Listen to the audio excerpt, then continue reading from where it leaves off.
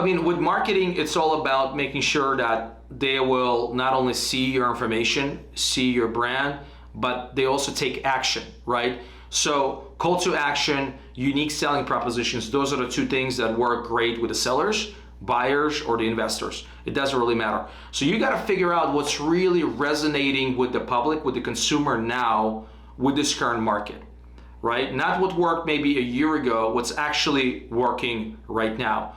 Figure that out and don't be scared.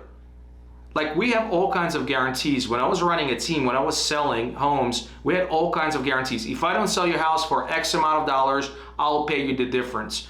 If I don't sell this house for X number of dollars, for example, I will waive my commission. All those guarantees used to make my phone ring, right? Now, would every single homeowner or seller would be able to apply or comply with that particular? No, absolutely not. But guess what happens? I get my foot in a door.